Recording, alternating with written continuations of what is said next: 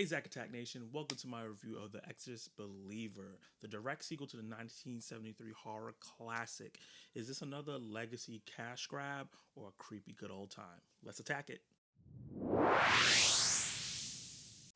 This movie is set years after the original film, with two families going through this horrific thing. Not one, but two families this time. The movie takes a direct inspiration from the 1973 film, diving into the family dynamics of the main families and what's going on there, their belief systems, their troubles, their trauma, their past, and really sticking with that for the first act. As the movie goes on, the creep factor starts coming in. Familiar images that we've seen in the old film coming back here in more of a modern setting and adding some different kind of religions into this film other than Christianity. The focus on the first film was a lot of Christian themes going on with exorcism and belief and faith, but here the movie kind of has a theme of different faiths coming together to attack a demon. What I really like about the story is the fact that it felt familiar, kind of like the 1973 film a bit, in terms of the beats, but story choices that the directors and writers made here made it feel a bit fresh compared to it just being a direct copy of the classic film. Leslie Odom Jr. plays Tanner. He is fantastic in the film. He plays the single father of one of the possessed children, and he does a great job playing the stereotypical overprotective dad. But as the movie progresses, there's layers to his performance and to what is going on with his character, why he's the way he is, and it adds to what's going on with the possession, especially in the third act. And the kids are great as well, almost as good as the character Regan from the first film. They're creepy, they're haunting, snarky. They don't get to be as insane as that film was back then with the child actor doing some crazy stuff, but they did a really great job with what they were given here and really turned up the creep factor. Especially Lydia Jewett, who plays Leslie Odom Jr.'s daughter in this film. She was adorable, she was nice, she was charismatic, and then once the creep factor came in, she started being possessed. She did a great job playing this person that felt like you felt the possession coming through her. You could see it slowly happening. And Ellen Burstyn, the mother from the first film, returning here, having that the only connection between the original and this one, is, in the movie for a short time, has a small role but for me personally, I think that she had a small but impactful role. I didn't think she needed to be in the whole movie the whole time and take up a lot of the space, since there was so much to cover and the movie was trying to do some world building, I guess, for The Exorcist. But she did a really great job with the parts that she was given. She seemed really committed. It didn't seem like this was a cash grab or a money grab for her. It seems like she wanted to be there.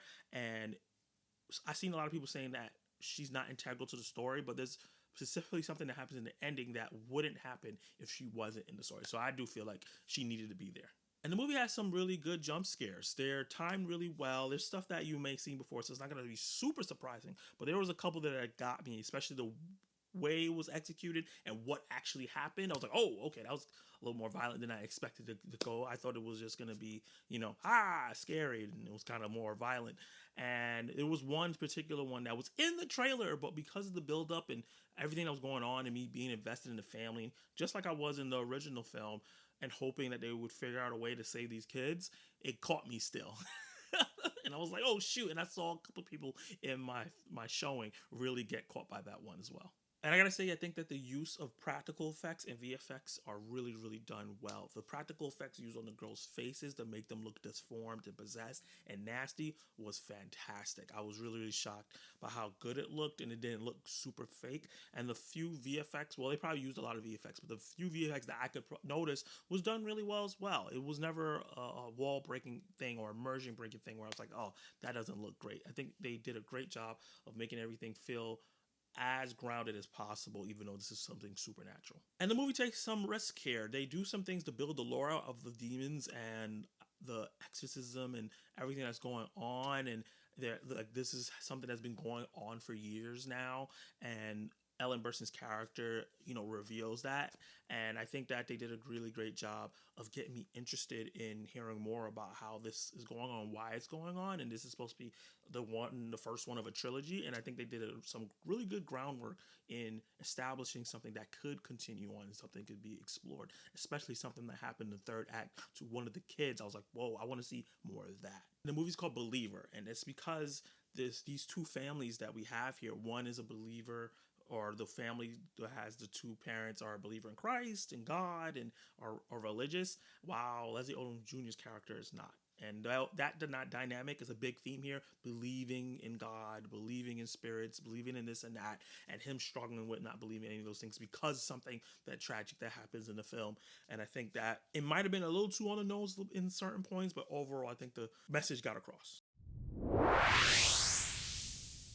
I think the movie was just a little bit too beholden to the original. It felt like it wanted to recapture what the original did, but I think that constricted it in terms of what it could have been. They introduced certain things in the film that I felt like they could have been more creative with and not on the beaten path of the original film, which would have made it like really like a surefire hit to me. I think that a lot of more people would prove this as a continuation of the story if they would have just not tried to stay to the structure of the 1973 film. And with that, there was so many things that I mentioned in the good that like they touched upon, like believing versus not believing, some of the lore aspects that they touched upon, some of the other things that they showed through imagery that I think that they could have expanded upon and really rose the level of this film up. Like, well, I still enjoyed it. I actually think it's a great horror flick. I had a lot of fun with it. It's not anywhere close to the original film, and that's going to disappoint a lot of people because it's a direct sequel and people are, you know, being very angry about legacy sequels these days. So I know that's going to hurt the film more. And one thing that I think that the 1973 film did really, really well that this movie lacks, and it kind of brings it down a bit, is that the side characters and all the different characters that are involved were fleshed out for that first hour and a half. So you got super invested in each of them. So when the third act comes and things start going crazy, you feel for them and you're wishing this wasn't happening. With this film, they focus so much on Tanner and daughter and some other aspects there, but they don't really focus on the other characters that do come into play that should be important. I'm not as invested in them as I should be. So hopefully in future installments, they learn from that mistake and flesh out each character that's going to be important to the story and not just focus on the main character that they want to. So I was very pleasantly surprised watching this film. I went to this movie with very low expectations because I just saw the 1973 film, which I will be having a review up soon for that as well. And I thought that movie, you know, it's a horror classic. So I was like, this is not going to meet it. And it doesn't meet it. It does not meet or match the original film. But I still think it's a good time. I think it's still a great start to a trilogy possibly, and it feels like this is just the start, and that's kind of hurts the film as well. The fact that they didn't make it for it to be just one complete story, and I think that a lot of people are going to hate it because the legacy aspects are probably not going to what they want it to be. But I thought that what they did here was great with the new characters. So with that said, I'm going to give The Exorcist Believer a B. So Zack Attack Nation, did you like it? Did you hate it? What would you rate Exorcist the Believer? Did you hate it where like a lot of people hate it, or are you surprised by it like I was? I want to hear your favorite parts, the worst parts. If you're not even interested in watching the movie, even after hearing my review, drop all those comments down below. Like the video, let YouTube know that you like this, what I'm doing with my review. Attack that subscribe button so you can join the Zack Attack Nation, and hit the notification bell so you be notified for my reviews, reactions, live discussions, and join this growing community. You can watch more of my content right now.